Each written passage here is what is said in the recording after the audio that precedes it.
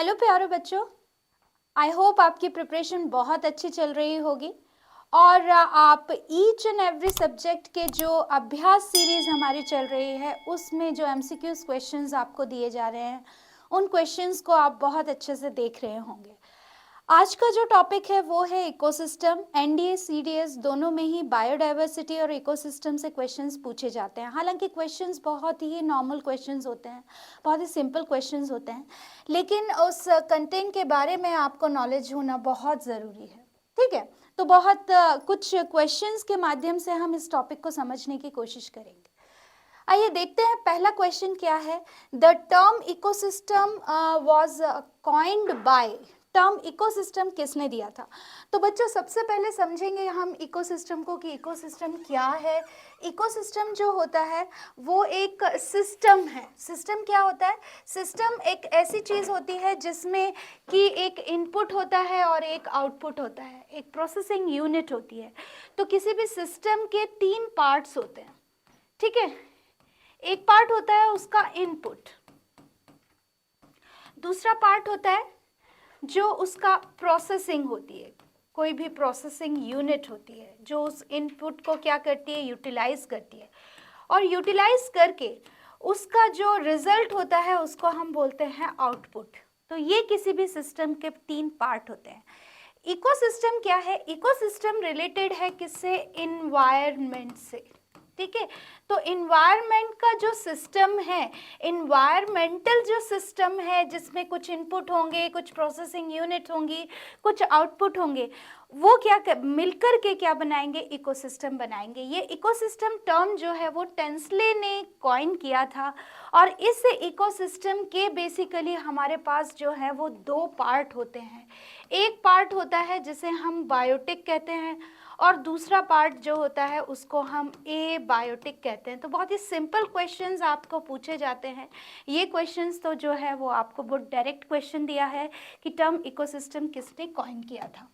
ठीक है, next question देखते हैं। विच of the following is an abiotic component of an ecosystem. तो जैसे मैंने आपको बताया कि किसी भी इकोसिस्टम के जो कंपोनेंट्स होते हैं वो कंपोनेंट्स 2 तरह के होते हैं। एक होता है बायोटिक कंपोनेंट और दूसरे होते हैं एबायोटिक कंपोनेंट। जो बायोटिक कंपोनेंट है उनको हमने 3 कैटेगरी में डिवाइड किया है।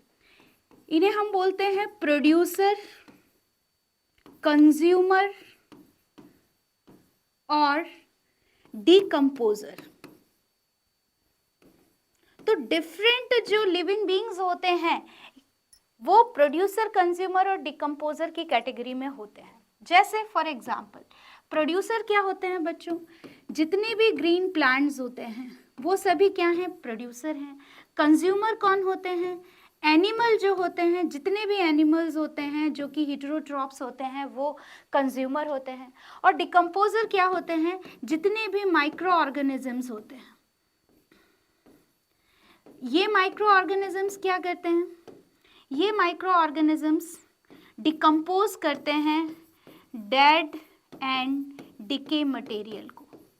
ठीक है, तो जो भी डेड एंड डिके मटेरियल होता है जो प्लांट से निकलता है या एनिमल से निकलता है उसको डिकम्पोज करने का काम करते हैं माइक्रो ऑर्गेनिजम्स। तो ये तीनों ही बायोटिक कंपोनेंट बनाते हैं। अबायोटिक कंपोनेंट क्या होते हैं? जितने भी अबायोटिक फैक्टर्स हैं जैसे कि वाटर बहुत ज़रूरी है फोटोसिंथेसिस के लिए और सेल के फॉर्मेशन के लिए भी। सॉइल बहुत ज़रूरी है क्योंकि प्लांट प्रोड्यूसर किस में ग्रो करेंगे? Most of the time soil में ग्रो करेंगे। न्यूट्रिएंट्स और वाटर कहाँ से लेंगे? सॉइल से लेंगे। एयर बहुत इंपॉर्टेंट है क्योंकि एयर में डिफरेंट गैसेस होती हैं जो कि क्या बनाती हैं? जो कि डिफरेंट बायोलॉजिकल एक्टिविटीज़ में पार्टिसिपेट करती हैं। तो ये अबायोटिक फैक्टर होते हैं, ये बायोटिक फैक्टर होते हैं। इकोसिस्टम में क्वेश्चन आपको ये पूछा गया है कि इनमें से कौन सा अबायोटिक कंपोनेंट है। ऑप्शन क्या दिया है आपको? बैक्टीरिया, प्लांट, फंगाई और ह्यूमस। तो इनमें से बैक्टीरिया और फंगस क्या होते हैं? ये डिकम्पोजर्स होते हैं। अभी हमने डिस्कस किया ये डिकम्पोजर्स होते हैं, ये डेड एंड डिकेइंग मटेरियल को डिकम्पोज करते हैं। प्लांट क्या होते हैं बच्चों? प्लांट होते हैं प्रोड्यूसर्स। ठीक है, ये क्या प्रोड्यूस करते हैं? ये केमिकल एनर्जी प्रोड्यूस करते हैं। जो सोलर एनर्जी है उसको कन्वर्ट करने का काम करते हैं केमिकल एनर्जी में, ठीक है। तो इसीलिए इनको हमने प्रोड्यूसर्स कहा। ये तीनों ही क्या है, बायोटिक कंपोनेंट है। तो अबायोटिक कंपोनेंट क्या है, ह्यूमस। ह्यूमस किससे बनता है, dead and decaying material of plants and animals, जो भी है उससे जो डिकम्पोजिशन होता है, उस डिकम्पोजिशन से एक ऑर्गेनिक सब्सटेंस बनता है जिसको हम क्या बोलते हैं, ह्यूमस। तो ह्यूमस बनता है ऑर्गेनिक सब्सटेंस, मतलब डिकम्पोजर्स बनाएंगे उसको, लेकिन वो खुद क्या है, वो एबायोटिक कंपोनेंट है, ठीक है। चलिए आगे बढ़ते हैं। Which of the following belongs to the category of primary consumer? तो बच्चों किसी भी इकोसिस्टम में एक टर्म आता है जिसको हम बोलते हैं फूड चेन। फूड चेन क्या बताती है बच्चों, फूड चेन बताती है एनर्जी फ्लो, ठीक है। कैसे एनर्जी फ्लो कर रही है, कहाँ से एनर्जी किस तरफ जा रही है, ठीक है। और फूड चेन, जब सपोज हम एक छोटी सी फूड चेन यहाँ पर ले लेते हैं, एक एग्जाम्पल ले लेते हैं, plant, grass hopper, frog, snake and eagle, ठीक है। ये हमने एक फूड चेन ली है, इसको मैं ऐसे ही लिखना चाहिए था, तो ये एक फूड चेन ली है, ठीक है। अच्छा, किसी भी फूड चेन को हम कैसे रिप्रेजेंट करते हैं, किसी भी फूड चेन को हम रिप्रेजेंट करते हैं कुछ ट्रॉफिक लेवल से। The word trophic, trophic word जो है उसका मतलब होता है स्ट्रेटा, और स्ट्रेटा का मतलब होता है लेवल। यानी फर्स्ट लेवल पर कौन है, सेकंड लेवल पर आप जब गेम खेलते हैं तो गेम के भी क्या होते हैं, लेवल होते हैं, कॉम्प्लेक्सिटी होती है, ठीक है। तो सबसे नीचे सबसे पहले जो शुरुआत होता है लेवल 1 शुरुआत होता है। तो यहाँ पर भी ट्रॉफिक लेवल क्या है, स्टार्ट होगा किससे, प्लांट से। तो प्लांट फर्स्ट ट्रॉफिक लेवल पर होंगे, सेकंड ट्रॉफिक लेवल पर इस फूड चेन के अकॉर्डिंग होगा grass hopper, third trophic level पर होगा फ्रॉग, फोर्थ ट्रॉफिक लेवल पर होगा स्नेक, और फिफ्थ ट्रॉफिक लेवल पर होगा ईगल। यानी कि सबसे जो हाईएस्ट ट्रॉफिक लेवल पर होगा वो कौन होगा, ईगल होगा, है ना। अच्छा, प्लांट अभी हमने डिस्कस किया कि प्लांट क्या होते हैं बच्चों, प्लांट होते हैं प्रोड्यूसर। प्लांट को हमने क्या कहा, प्रोड्यूसर्स कहा। ये सोलर एनर्जी को किस में कन्वर्ट करते हैं, केमिकल एनर्जी में। इन प्रोड्यूसर्स को कौन खाते हैं, हर्बीवोर्स। यानी प्लांट ईटिंग एनिमल्स क्या है, हर्बीवोर्स। और इन हर्बीवोर्स को जो कंज्यूम कर रहा है उनको हम क्या बोलते हैं, कार्निवोर्स। हर्बीवोर कार्निवोर दोनों ही किसके किसके उसमें आते हैं, हर्बीवोर और कार्निवोर दोनों ही होते हैं। क्या हुआ यार,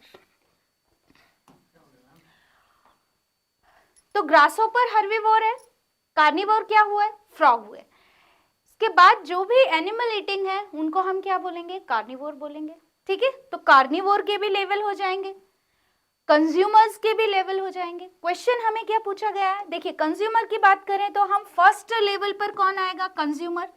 फर्स्ट लेवल पर कंज्यूमर आएगा ग्रासहॉपर, सेकंड लेवल पर कंज्यूमर आएगा फ्रॉग, थर्ड लेवल पर कंज्यूमर आएगा स्नेक, फोर्थ लेवल पर कंज्यूमर आएगा दैट इज ईगल। ये कंज्यूमर है, ठीक है। लेकिन यदि हम ट्रॉफिक लेवल की बात करें तो ट्रॉफिक लेवल कहाँ से स्टार्ट होगा, प्लांट से स्टार्ट होगा। कंज्यूमर कहाँ से स्टार्ट होंगे, हर्बीवोर्स से स्टार्ट होंगे। तो पूछा क्या गया है हमें, which of the following belongs to the category of primary consumer. जो हर्बीवोर्स होते हैं उन्हें हम क्या कहते हैं, प्राइमरी कंज्यूमर कहते हैं। आपको यहाँ पर ऑप्शंस बना के दिया है। ए ऑप्शन है ईगल एंड स्नेक, दोनों ही कार्निवोर होते हैं। बी ऑप्शन है ग्रासहॉपर एंड कैटल। तो आपको पहचानना है कि इनमें हर्बीवोर कौन है, तो आपका बी ऑप्शन क्या हो जाएगा, राइट हो जाएगा। ग्रासहॉपर और कैटल दोनों ही क्या होते हैं, हर्बीवोर होते हैं। स्नेक एंड फ्रॉग क्या है, कार्निवोर हैं। वाटर बीटल और फिश भी क्या होते हैं, कार्निवोर होते हैं, ठीक है। तो राइट ऑप्शन बनेगा आपका बी ऑप्शन। अब आते हैं एक और क्वेश्चन, इकोसिस्टम में बहुत ज़्यादा पूछा जाता है, वो है ओजोन लेयर से रिलेटेड क्वेश्चंस। तो ओजोन लेयर क्या होती है, ओजोन लेयर डिप्लीशन के क्या कारण हैं, ओजोन लेयर डिप्लीशन से क्या क्या हार्म होते हैं, ये क्वेश्चंस आपको फ्रिक्वेंटली पूछे जाते हैं। तो क्वेश्चन है the depletion of ozone shield is due to, यानी ओजोन लेयर डिप्लीशन का क्या कारण होता है। तो बच्चों कुछ ऐसे केमिकल्स होते हैं जो कि क्लोरीनेटेड कंपाउंड्स होते हैं। कैसे होते हैं बच्चों, क्या याद रखेंगे आप, क्लोरीनेटेड कंपाउंड, ऐसे कंपाउंड जिनके अंदर क्लोरीन होती है, ठीक है।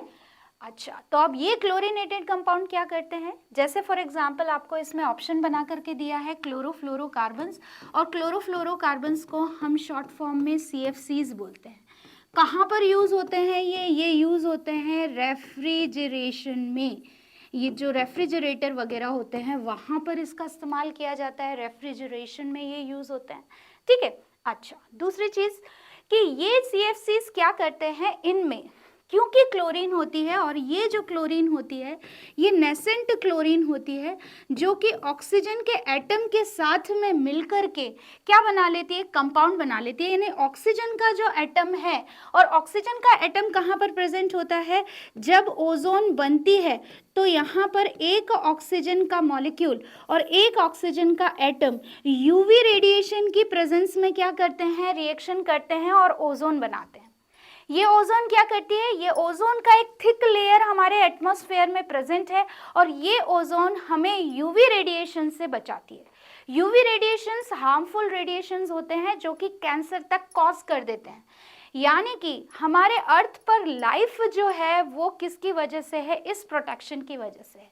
यदि ओजोन लेयर नहीं होगी या नहीं होती तो अर्थ पर लाइफ ओरिजिनेट नहीं होती। क्यों? क्योंकि लाइफ टेंडर चीज़ है, और उसके लिए ये जो ओजोन है, ये जो यूवी रेडिएशंस हैं, ये क्या होंगे, बहुत ज़्यादा हार्श होंगे, हार्मफुल होंगे।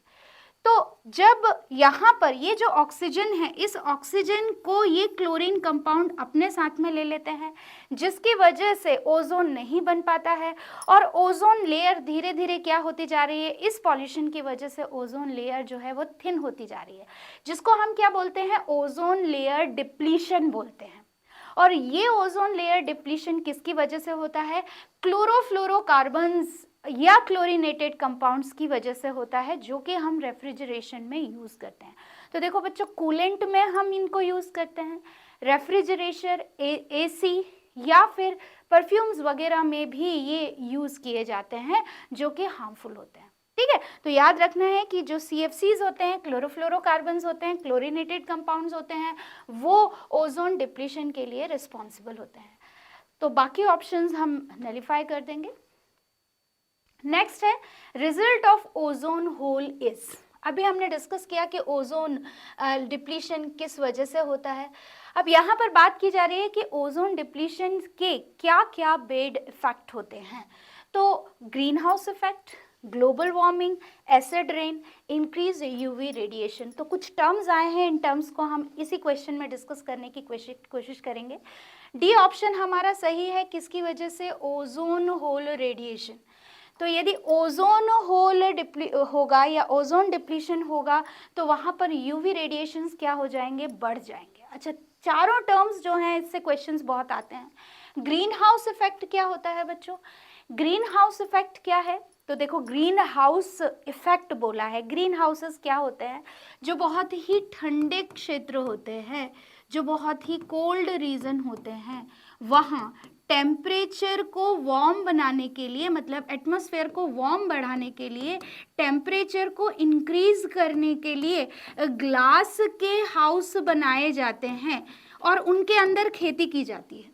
ये जो ग्लास हाउस होते हैं, इनको क्योंकि इनके अंदर क्या की जाती है, क्रॉपिंग की जाती है, इसीलिए इन ग्लास हाउसेस को हम क्या बोलते हैं, ग्रीन हाउस बोलते हैं, ठीक है। अभी इंडिया में भी यह होना शुरू हो गया है, लेकिन बहुत कम हमारे यहाँ ग्रीन हाउसेस देखने को मिलते हैं, खास करके पर्वतीय क्षेत्रों में मिलते हैं। तो ये जो ग्रीन हाउस होते हैं, इनकी स्पेशल फीचर ये होता है कि इनके अंदर टेम्परेचर क्या होता है, ज़्यादा बना रहता है। क्यों बना रहता है, क्योंकि ये कांच के बने हुए हाउसेस होते हैं, जो सोलर रेडिएशन यहाँ पर ग्लास की वजह से अंदर एंटर करते हैं, तो वो यहाँ पर रिफ्लेक्ट होकर के अंदर ही रह जाते हैं और ये इस ग्लास से बाहर नहीं जा पाते हैं और यहाँ के टेम्परेचर को क्या कर देते हैं, बढ़ा देते हैं। ऐसा ही कुछ हमारी पृथ्वी के साथ भी होता है। हमारी जो पृथ्वी है उसके चारों तरफ भी क्या है, एक ओजोन की एक लेयर है, और ये ओजोन लेयर, ये जो एटमॉस्फेयर है, मतलब जो एयर का बना हुआ ब्लैंकेट है, यहाँ पर जब रेडिएशन आते हैं तो वो क्या कर लेती है, उसे ट्रैप कर लेती है। लेकिन कुछ गैसेस ऐसी होती हैं जो ग्रीन हाउस इफेक्ट को क्या कर देती हैं, बढ़ा देती हैं। यदि हम बात करें कि ग्रीन हाउस इफेक्ट हमारे लिए अच्छा है या बुरा, तो हम देखेंगे कि अर्थ पर जो भी एटमॉस्फेयर है वो इस ग्रीन हाउस, जो टेम्परेचर का मेंटेनेंस होता है, वो ग्रीन हाउस इफेक्ट की वजह से होता है। लेकिन धीरे धीरे अर्थ का ये ग्रीन हाउस इफेक्ट क्या हो रहा है, इंक्रीज हो रहा है। किसकी वजह से इंक्रीज हो रहा है, सर्टन गैसेस की वजह से। और वो गैसेस क्या हैं, उसमें CFCs भी शामिल हैं, उसमें मीथेन भी शामिल है, उसमें कार्बन डाइऑक्साइड भी शामिल है। ये तीनों मिलकर के, ये सभी मिलकर के क्या करते हैं, इस ब्लैंकेट को डेंस कर देते हैं, जिसकी वजह से टेम्परेचर क्या है, बढ़ रहा है। तो ग्रीन हाउस इफेक्ट क्या है कि जब गैस या एयर इन सनरेज को ट्रैप कर लेती है, उस इफेक्ट को हम क्या कहते हैं, ग्रीन हाउस इफेक्ट। उसका रिजल्ट क्या होता है, उसका रिजल्ट होता है ग्लोबल वार्मिंग। ग्लोबल वार्मिंग क्यों होता है, क्योंकि ये यहीं रह गई तो अर्थ का एटमॉस्फेयर क्या होता जा रहा है, गर्म होता जा रहा है। ठीक है, तो ग्रीन हाउस इफेक्ट का ही रिजल्ट है ग्लोबल वार्मिंग। टर्म्स साथ में दे देते हैं, कई बार ग्रीन हाउस इफेक्ट बोल देते हैं, कई बार ग्लोबल वार्मिंग। ठीक है, एनीवेज एसिड रेन क्या है, एसिड रेन भी पॉल्यूशन की वजह से होता है। और ये नाइट्रोजन ऑक्साइड और सल्फर डाइऑक्साइड की जो वाटर है उसके साथ में रिएक्शन से जब एसिड्स बनते हैं और वो रेन के साथ में मिक्स हो जाते हैं, तो इसको हम क्या कहते हैं, एसिड रेन कहते हैं। तो यहाँ पर जो ओजोन होल का कारण है वो है इंक्रीज यूवी रेडिएशन।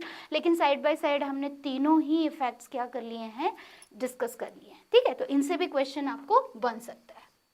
नेक्स्ट आते हैं फूड वेव हेल्प इन। तो अभी हमने डिस्कस किया था फूड चेन के बारे में। जब कई सारी फूड चेन इंटरलिंक्ड होती हैं, इंटरलिंकिंग ऑफ फूड चेन, ठीक है, जब कई सारी फूड चेन इंटरलिंक्ड हो जाती हैं और क्या बना लेती हैं, एक वेव फॉर्म में, जाल फॉर्म में बना लेती हैं, तो उसको हम फूड वेव बोलते हैं। किसी भी इकोसिस्टम में ये जो फूड चेन होती हैं कभी भी स्ट्रेट लाइन में नहीं मिलती हैं। क्यों, क्योंकि एक जो ट्रॉफिक लेवल है उसके पास एक से ज़्यादा फूड के ऑप्शंस होते ही होते हैं, इसलिए एक से ज़्यादा फूड चेन आपस में लिंक हो जाती हैं और क्या बनाती हैं, फूड वेव बनाती हैं। फूड वेव क्या बताता है, किसी भी इकोसिस्टम की स्टेबिलिटी को बताता है। तो वही क्वेश्चन आपसे पूछा गया है कि food wave helps in providing alternative pathways of food availability, checking the overpopulation, ecosystem stability and all of these। तो